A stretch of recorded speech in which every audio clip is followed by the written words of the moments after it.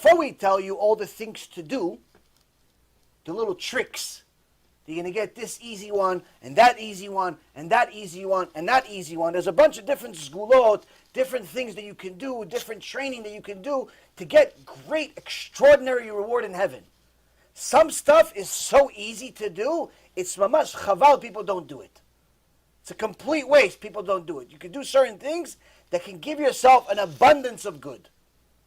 But you see, most of the sages, if not all of them, don't start that way. None of the books start that way. What do they start off with? This is the stuff to avoid. Why? Because even if you do all of the little tricks, all the little segulot, all of the little readings of Tehillim and the groups and all the wonderful things, like for example, there's a tzaddik, Rav Pinto, that Shichyeh, he implemented a few years ago a certain minhag that some Hasidim had in previous generations that became very popular in the last few years, which is to read the entire book of Dvarim, Sefer Dvarim, a book of Deuteronomy, like every Shabbat. Try to read it every Shabbat, the whole thing, or once a week, but to constantly read it over and over and over again. And many of his Hasidim took it on. Many of his Hasidim took it on because Sefer Dvarim has an extraordinary amount of musar. It's the one book that's actually written by Moshe Rabbeinu versus the other 4 books that are written by Hashem himself. But Hashem wanted Moshe Rabbeinu to include this 5th book. That's why in the first 4 books it says Vayomer Hashem el Moshe, that Hashem spoke to Moshe, whereas in the 5th book, in the book of Deuteronomy, it doesn't say that. It says Moshe talks in first person. Hashem said to me. Hashem said to me. Not Hashem told me. Hashem said to me. This is what I heard, and so on and so forth. So, there's a lot of musar to learn from there. Anyone that actually reads the book of Deuteronomy, Sefer Devarim, with commentary by Rashi at least, Rambam, and actually understands it, could do an extraordinary tshuva. The problem is that many people don't understand the actual minhag itself, don't understand what Rav Pinto actually is saying, where they think all they need to do is just read it. Like you read a journal, like you read a newspaper. Just read the words. With or without understanding stuff. Just read it a million times. And it doesn't do the trick. Why? Because Torah is not it's not one of those things we just press the button and eventually something's going to work. There's a certain set of instructions. Of how to do certain things. So many people use this gula, but not much happens. None of the promises actually happen in their life. And they think that there's something wrong with this gula. No, there's nothing wrong with this gula. There's something wrong with them. They're just not doing it the right way. It's like, for example, somebody gave you a Formula 1 car. Formula 1 car could drive, 250 miles an hour. Won the last race, whatever they're called. Won the last race, could drive 250, 300 miles an hour. This thing is a beast. And you go in there thinking, wow, I'm doing it. I'm doing it. And you start pressing the gas, nothing happens. Press the gas, nothing happens. This is a junk. Nothing. Start hitting the car, kicking the car, thought they cheated you. Start screaming and yelling, causing a scene. What a piece of junk. This is a lemon. And the guy says, hey, buddy, turn on the ignition. Turn on the ignition. All the gas pedals and the shifts and it doesn't work unless you do it right. First, turn on the ignition. Then you can press the buttons and push to this and push to that. If you do certain things right, it'll work. If you don't, it's a waste of time.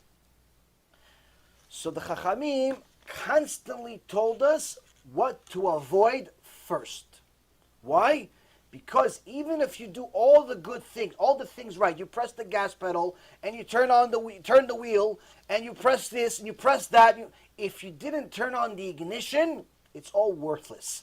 If you didn't avoid all of the things that pretty much cut you off from the nation, cut your connection off from Hashem Yitbarach, none of this is going to work. If a person does not keep Shabbat, if a person does not keep the basics of connection between them and HaKadosh Baruch Hu, this stuff won't work. Why? Because when a person violates major sins, Hashem doesn't put him on a list of, oh, I owe him some good things.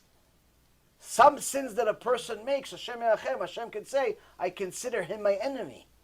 Even though he's my son and I love him, right now he's on the status of being my enemy. We see this at the end of Parashat Vayetchanan. Meshalem el sonav el panav le'avido. He pays his haters cash to their face.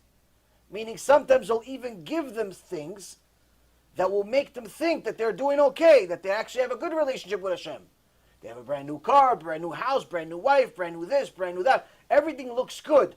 But in reality, behind the scenes, if they only knew that they're actually being punished. Sometimes Hashem gives a person a huge windfall of money as a punishment. Why? Because he knows that that money will destroy him. Before he had the money, he was just living a regular life. He was okay. Wife, kids, job, every day, woke up, put on his pants like everybody else, one leg at a time. Everything was going fine. He was happy-go-lucky. People ask him, so how you doing? He says, thank God.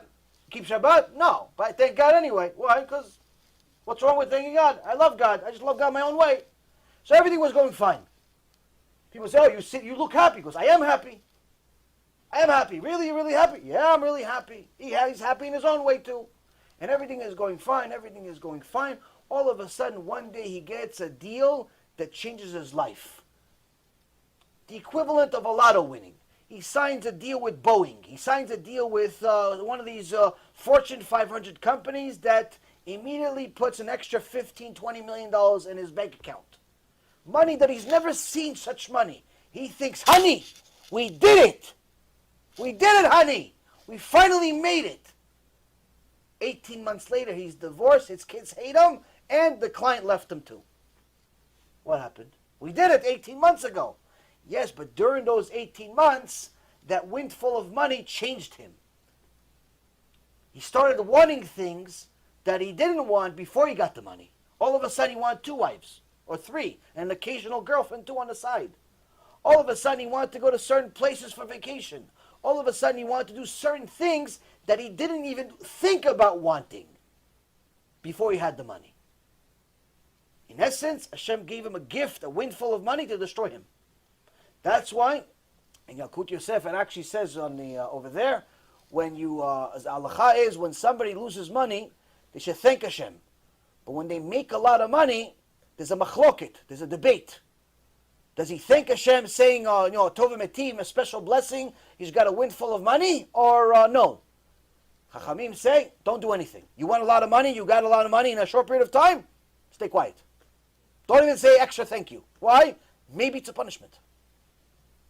Maybe it's a punishment. Now, obviously, if you're a righteous person, then most likely it's not. But how many of us can look in the mirror and say, yeah, for sure I'm righteous? Moshe Rabbeinu and me, we're twins.